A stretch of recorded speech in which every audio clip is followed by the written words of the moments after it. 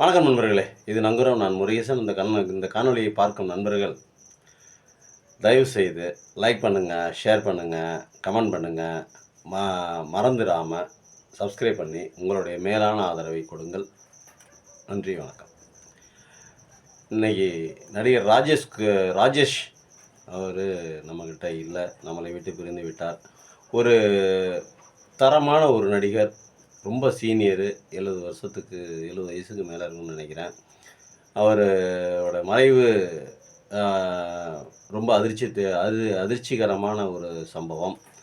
அவர் வந்து பார்த்தீங்கன்னா, இப்போ அவரோட காணொளிகள்லாம் பார்த்தீங்கன்னா, இப்போ நேத்திக்கு பார்த்த மாரி, இப்போ கொஞ்ச நேரத்துக்கு முன்னாடி பார்த்த மாரியே ஒரு ஃபீலிங். இன்னும் கண்ணுக்குள்ளேயே நிக்கிறாரு. அவ்வளோ ஈஸியா அவர மறக்க முடியாது. ஏன்னா, இந்த சாலை கல்பனா அப்படின்னு சொல்லிட்டு அந்த அம்மாவோட நிறைய வீடியோக்கள வந்து அவங்க போட்டிருக்காங்க. இந்த இந்த ஃபிங் இந்த இந்த இதெல்லாம் இந்த தொடுறோம்ல, இந்த அவாயு, அந்த காற்று அது இதுன்னு சொல்லிட்டு சொல்லுவாங்கல்ல, அது மாரிலாம் நெறைய போட்டிருக்காங்க. நம்ம அப்ப நெறைய பார்த்துருக்குறோம். நேத்திக்கு நேரா பார்த்து பேசின மாரியே இருக்குது. அவங்க 2 பேரும். அந்த அந்த அம்மாவும் அப்படிதான். அந்த அந்த நம்ம ராஜேஷ் ஐயாவும் அப்படிதான்.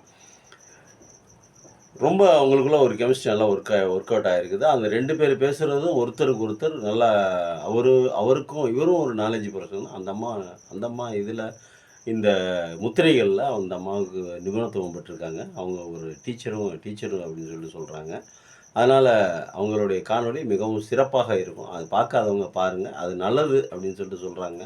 நல்லது தான். எல்லாமே இந்த உலகத்துல நல்லது தான். நெறைய வித்தைகள கத்து வச்சுக்கிறது நல்லது தான். அந்த அம்மா சொல்றதும் நல்லா தான் இருக்குது. இறந்து விட்டார் ராஜேஷ். அவருக்கு ஆழ்ந்த இரங்கலை தெரிவிச்சுக்கிறோம். அனுதாபங்களை தெரிவிச்சுக்கிறது நங்கூரம். அவருடைய குடும்பத்தினர், அவரை பிரிந்து வாடும் நண்பர்கள், உற்றார் உறவினர்கள் அனைவருக்கும் ஆழ்ந்த இரங்கல் மற்றும் அனுதாபங்களை தெரிவித்துக் கொள்கிறது நங்கூரம். ராஜேஷ் அவர்களை மறக்க முடியாது. கன்னி பருவத்தில படம் பார்த்துருப்பீங்கன்னு நினைக்கிறேன்.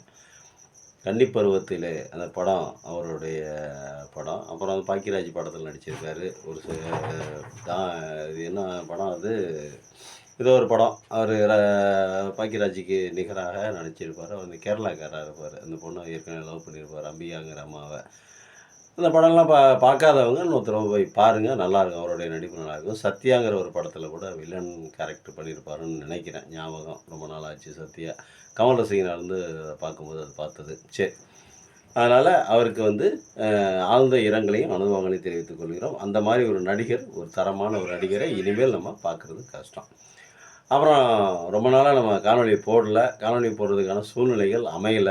நமக்கு நெட்டு ப்ராப்ளம் அது ஒண்ணு. 2வது இடம் ப்ராப்ளம்.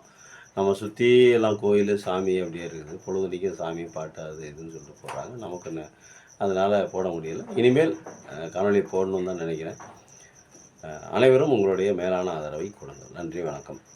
அப்புறம் ஒருத்தர் பேசியிருக்காரு பாருங்க. நம்ம இது வந்து இவர் ஒரு காணொளி பேசியிருக்காரு பாருங்க.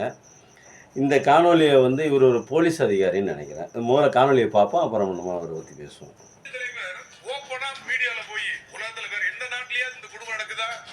கட்சியை சேர்ந்தவர்கள், ஏன் தமிழ்நாட்டில் கூட சில அரசியல்வாதிகள், ஆல் இந்தியா லெவல்ல அரசியல்வாதிகள், ஏங்க அது எப்படிங்க பகல்காம் இன்சிடென்ட்ல டெரரிஸ்ட் வர்றாங்களா, வந்து ஓம் பேர் என்ன, ஓமர் என்ன கேக்குறாங்களா, இந்துக்கள் என்று சொல்லிய பிறகு அவங்கள எல்லாம் ஓரமா ஒதுக்குறாங்களா, அவங்கள மட்டும் சொல்றோம். கேட்டீங்களா மக்களே? சரி, நம்மளும் கேட்டோம். அவர் கேட்கறதெல்லாம் நியாயமான கேள்வி தான். ராகுல் காந்தி கேட்டாராம். ராகுல் காந்தி கேட்டது மோடி கிட்ட கேட்டதுக்கு பதில் எப்படி இவர் கேட்கலாம் அப்படிங்கிற மாதிரி இவர் கேட்குறாரு. இவர் ஒரு போலீஸ் அதிகாரி, உயர் அதிகாரியாக இருந்திருப்பாருன்னு நினைக்கிறேன். ஆள் நல்லா வாட்டசாட்டமாக இருக்கார். பேசுகிறதெல்லாம் ஒரு தோரணை, ஒரு கம்பீரம்லாம் தெரியுது. நல்ல மனிதராகத்தான் தெரிகிறார். ஏற்கனவே ஒரு காணொலி பேசியிருந்தார். என்ன மாதிரி காணொலி பேசியிருந்தார் அப்படின்னா, ஒருத்தங்க போனாங்களாம், எஃப்ஐஆர் போடுறதுக்கு போனாங்களாம். எஃப்ஐஆர் போடலையாம். எஃப்ஐஆர் போடாமல் இருந்ததுனால கோர்ட்டுக்கு போணுச்சாம் கேஸு. கோர்ட்டுக்கு போனதுனால ரூ. 2,00,000 அந்த ஆய்வாளருக்கு, அந்த காவல் ஆய்வாளருக்கு ஏன் எஃப்ஐஆர் போடலன்னு கேட்டு ரூ. 2,00,000 அவருக்கு அபராதம் போட்டிருக்காங்க. அதனால் அந்த மாதிரி பார்க்கும்போது, இங்கே தமிழ்நாட்டில் வந்து என்ன சொல்கிறாரு அப்படின்னா, இருக்கிற அத்தனை ஸ்டேஷனில் அத்தனை ஆய்வாளர்களுக்கும் ரூ. 2,00,000 ஃபைன் போடணும் அப்படின்னு சொல்லி ஏற்கனவே ஒரு காணொலியில் பேசியிருந்தார். அதை நம்ம கேட்டோம். அது ஓரளவுக்கு நியாயமாக தான் பட்டுச்சு. ஏன்னா இப்போ ஒரு புகார் கொடுக்குறாங்க அப்படின்னா, ஒரு எளிமையான மனிதர், ஒரு வலிமையான மனிதர் மேலே புகார் கொடுக்குறாங்கன்னா, அதை எடுக்கிறதில்ல. அது திருப்பி வந்து இவங்களுக்கே அது வந்து அந்த ரிவெஞ்ச் ஆயிடுது. அந்த புகார் குடுக்குறவங்களுக்கே அது வந்து ரிவெஞ்ச் ஆயிருது. அவங்க வந்து அந்த வலிமையான ஒரு பக்கம் சேர்ந்துக்கிட்டு இந்த மாரிலாம் பண்றாங்க. அது ஒரு நியாயமா இருந்துச்சு. ஆனா இப்ப இவரு பேசுறாரு பாருங்க. இவரு பேசுறதுல எந்த விதத்தில நியாயம் அப்படின்னு தெரியல. இப்போ வந்தாங்க, தீவிரவாதிகள் வந்தாங்க. அது எப்படி வந்தாங்க, எப்படி போனாங்கங்கிறது அது ஒரு அதுக்கு இன்னும் அந்த மர்மமே இன்னும் வெ அ உடையாம இருக்குது. எப்படின்னா, பகல்காம் அப்படிங்கிற அந்த இடம் வந்து அது மாவட்டமா, இல்ல ஊரா, சிற்றூராங்கன்னு தெரியல. ஆனா ஒரு மாவட்டம், ஒரு ஊருன்னே வச்சு பேசுவோம். எல்லையிலேருந்து 250 கிலோமீட்டர் தூரங்கிறாங்க. ஏற்கனவே நம்ம அந்த காணொளியில அத பத்தி பேசிட்டோம். 250 கிலோமீட்டர் தூரம் அப்படின்னு சொல்லிட்டு சொல்றாங்க. 250 கிலோமீட்டர் தூரத்தில வந்து அ எப்படி அங்கேருந்து 250 கிலோமீட்டர் பாஸ் ஆகி வந்தாங்க? அதுவரைக்கும் ராணுவம் என்ன பண்ணுச்சு? பாதுகாப்பு படை என்ன பண்ணுச்சு? பிஎஸ்எஃப், அந்த மாநில போலீஸார் கிட்டத்தட்ட 8,00,000 பேருக்கு மேல அந்த மாநிலத்தை காவல் காக்குறாங்க. அந்த எல்லை பகுதிகளையும் சரி, அந்த ஜம்மு காஷ்மீர் பகுதிகளையும் சரி, மொத்தமாவே ஒரு 8,00,000 பேர் ராணுவ வீரர்கள் காவல் காக்குறாங்க. அது பிஎஸ்எஃப் வீரர்களும் அடக்கம் போல் இருக்குது. அது இல்லாம மாநில போலீஸ் வேற தனியா இருக்குது அப்படிங்கிறது ஒரு புள்ளி விவரம் சொல்லுது. ஒரு காணொளியில பார்த்தது நம்ம. 8,00,000 பேர் பாதுகாப்பு இருக்கிற இடத்துல, அந்த அந்த பகல்காம்ங்கிற இடம் ஒரு தீவிரவாத அச்சுறுத்தல் நிறைந்த ஒரு இடம் அப்படின்னு சொல்லிட்டு சொல்றாங்க. அந்த தீவிரவாதம் அச்சுறுத்தல் நிறைந்த இடத்துல ஏன் இல்லாமல் போனாங்க? அவர்கள் எதற்காக அந்த சுற்றுலா பயணிகள வர வச்சாங்க? ஏன் அங்க சுற்றுலா பயணிகள் வராங்கன்னு தெரிஞ்சு, ஏன் அந்த 8,00,000 ராணுவ வீரர்கள்ல ஒரு 10 ராணுவ வீரர்கள் அந்த இடத்துல இருக்கக்கூடாதா? என்ன அதுக்கெல்லாம் பதில் தெரியல. ஆனா இவர் வந்து ராகுல் காந்தி கேட்டது மட்டும் தப்பாம். இவர் என்ன சொல்றாரு, ராகுல் காந்தி கேட்டது தப்பாம். வந்தாங்களாம், அப்புறம் வந்து நீ இந்துவான்னு கேட்டாங்களாம், முஸ்லீமான்னு கேட்டாங்களாம். அப்புறம் டவுட் வரும்போது ட்ரெஸ்ஸை கழட்ட சொல்லி சுன்னத் பண்ணியிருக்காங்களா இல்லையான்னு சொல்லிட்டு பார்த்தாங்களாம். அதுக்கப்புறம் தான் சுட்டாங்களாம். இண்டுக்கலா பார்த்து சுட்டாங்களாம். சரி அப்படியே வச்சுக்குவோம். அப்ப ராகுல் காந்தி கேட்டதுனால என்ன தப்பு? ஒண்ணும் புரியல. இவர் என்ன சொல்ல வராருங்கிறது ஒண்ணும் தெரியல. இவருக்கு என்ன தேவைன்னு தெரியல. அடுத்து பார்ப்போம் பாருங்க அவர். நீங்க மோடிட்ட போய் சொல்றேன்னு சொல்றாங்களா? அவங்க சில பேர் இந்துக்கள் இல்லன்னு சந்தேகமா இருந்தாங்கன்னா, அங்க உண்மையிலேயே சுண்ணத்து பண்ணிருக்காங்களா? ட்ரெஸ் அவுத்து பார்த்தாங்களா? அதுக்கப்புறம் சொல்றாங்க, இதெல்லாம் நம்ப முடியாம இருக்குங்க அப்படின்னு சொல்லி நம்ம இந்தியாவுக்கு விரோதமாக பல்வேறு தளங்களில் பேசிக் கொண்டிருக்கின்ற தேச துரோகிகளை எப்போ நீங்க அரெஸ்ட் பண்ண போறீங்க? உள்துறை அமைச்சர் இதுல ஒரு தனி கவனம் செலுத்துறாங்க.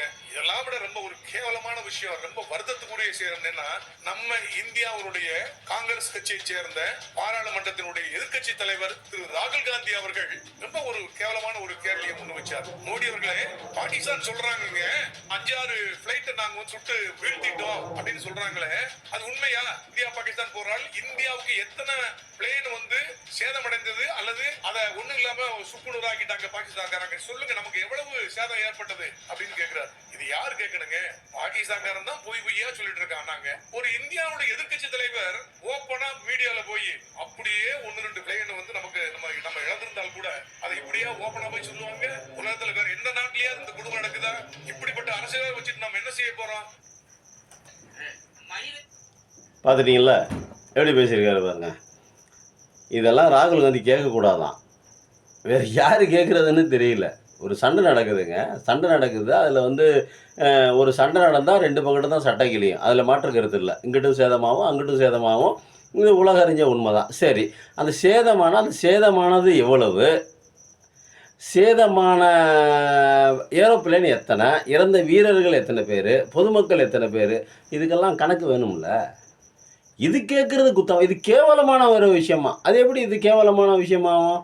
போரில் என்ன நடக்குதுன்னு நமக்கு தெரியாது. இராணுவ வீரர்கள், இராணுவத்துக்கு தான் தெரியும். அங்கே இராணுவம் தான் அந்த இடத்துல இருந்து ஃபைட் பண்ணியிருக்கோம்.